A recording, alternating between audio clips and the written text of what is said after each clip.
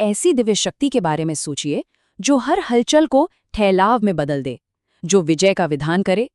एक ऐसी शक्ति जो दुश्मनों की बोली, उनकी सोच और उनके हर कदम को एक पल में रोक दे।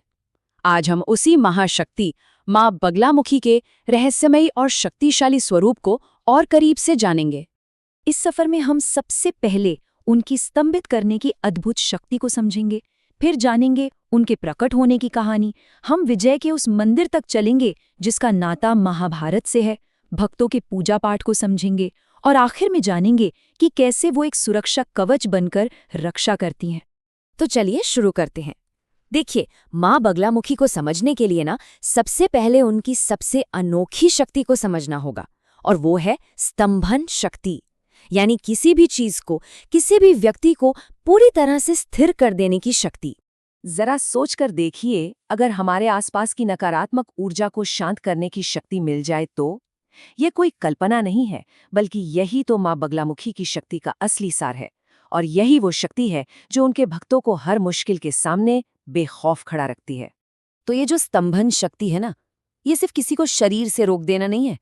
इसका मतलब कहीं ज्यादा गहरा है। ये तो किसी के बुरे इरादों को, उनकी बुरी सोच को और उनके गलत कामों को शुरू होने से पहले ही जड़ से रोक देने की आध्यात्मिक शक्ति है। यही उनकी सबसे बड़ी पहचान है। उनका एक और नाम है पीतांबरा, यानी वो जो हमेशा सुनहरे पीले रंग के वस्त्र पहनती हैं। पीला रंग ये ज्ञान का, दिव्यता का और ऊर्जा का प्रतीक माना जाता है। और हाँ, वो 10 महाविद्याओं में से 8वीं हैं। मतलब आप समझ सकते हैं कि उनका स्थान कितना ऊंचा और महत्वपूर्ण है। तो अब ये तो साफ है कि उनकी शक्ति की कोई सीमा नहीं है। पर सवाल ये उठता है कि इतनी शक्तिशाली देवी का जन्म कैसे हुआ? उनकी उत्पत्ति कहाँ से हुई?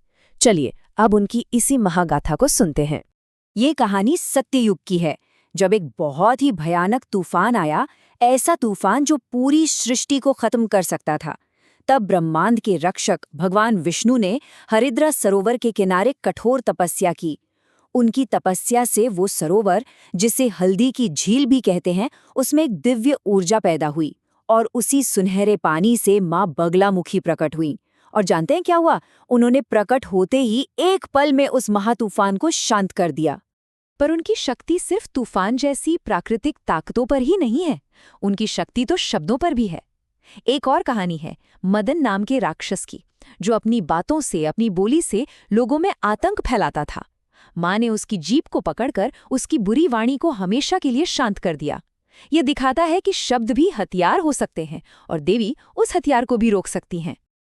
अब ये जो इतनी बड़ी ब्रह्मांडीय शक्ति है इसका पृथ्वी पर भी एक बहुत बड़ा केंद्र है। एक ऐसी पवित्र जगह जहां जाकर उनकी ऊर्जा को महसूस किया जा सकता है। ये जगह है नलखेड़ा का विजय मंदिर, और इसका सीधा संबंध महाभारत के युग से है। सोचिए, इस मंदिर का इतिहास कितना पुराना है। माना जाता है कि इसे 5000 साल से भी पहले खुद महाराजा युधिष्ठिर ने बनवाया था।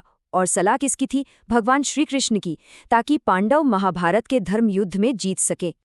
आपको पता है, पूरे भारत में मां बगलामुखी के सिर्फ 3 ही मुख्य और चमत्कारी मंदिर माने जाते हैं। सिर्फ 3, और नलखेड़ा का ये मंदिर उन्हीं 3 में से एक है। इससे आप अंदाजा लगा सकते हैं कि ये जगह कितनी दुर्लभ और शक्तिशाली होगी। नलखेड़ा की एक और खासियत है वहां की त्रिशक्ति मूर्ति।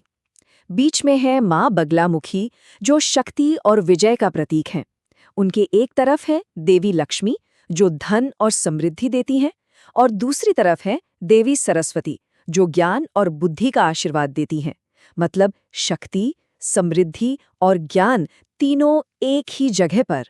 तो हमने उनकी शक्ति को समझा, उनके पवित्र स्थान को जाना। अब सवाल ये उठता है कि कोई भक्त, कोई आम इंसान इस दिव्य ऊर्जा से कैसे जुड़ सकता है? चलिए इसे समझते हैं। भक्त का रास्ता तो आस्था का रास्ता है। लोग मां की शरण में क्यों आते हैं? कोई कानूनी मामलों में न्याय चाहता है, तो कोई अपने कामकाज की परेशानियों से जूझ रहा है। लोग छिपे हुए दुश्मनों और बुरी नजर से बचने के लिए भी उनकी पूजा करते हैं। उनकी पूजा हर तरह की नकारात्मक ऊर्जा से बचाती है। और हाँ, उनकी पूजा में पीले रंग का बहुत ज्यादा महत्व है, क्योंकि वो पीतांबरा हैं। पीले कपड़े, पीले फूल, पीली मिठाई, यहाँ तक कि जाप करने वाली माला भी हल्दी की होती है। ये सब कुछ उसी हरिद्रा सरोवर की याद दिलाता है जहाँ से वो प्रकट हुई थीं। ये उनका 36 अक्षरों वाला शक्तिशाली मूल मंत्र है। इसे ध्यान से सुनिए। ओम ह्लीं बगलामुखी सर्वदुष्टानां वाचम मुखम पदम स्तंभय ज्योवां कीलय बुद्धिम विनाशय ह्लीं ओम स्वाहा। ये मंत्र एक तरह की चाबी है जो उनकी स्तंभन शक्ति को जगाती है। इसका जाप करने से नकारात्मक शक्तियों पर जीत मिलती है। देखिए, अब तक हमने उनकी बाहरी शक्ति की बात की जो दुनिया पर असर डालती है, लेकिन उनकी सबसे गहरी और असली शक्ति का अनुभव तो हमारे अंदर होता है, और यही उनका असली सुरक्षा कवच है। उनकी जो स्तंभन शक्ति है ना, वो सिर्फ बाहरी दुश्मनों को रोकने के लिए नहीं है। असली लड़ाई तो हमारे अंदर के दुश्मनों से है। हमारा अहंकार, हमारा डर, हमारा गुस्सा। माँ बगलामुखी की शक्ति हमें इन अंदर के दुश्मनों पर जीत हासिल करने में मदद करती है। असली जीत तो वही है जब हम अपने अंदर की बुराई को रोकते। देवी की ये शक्ति हमें बस एक बात याद दिलाती है कि सबसे बड़ी लड़ाई बाहर की दुनिया में नहीं, बल्कि हमारे अपने मन के अंदर है। तो सोचने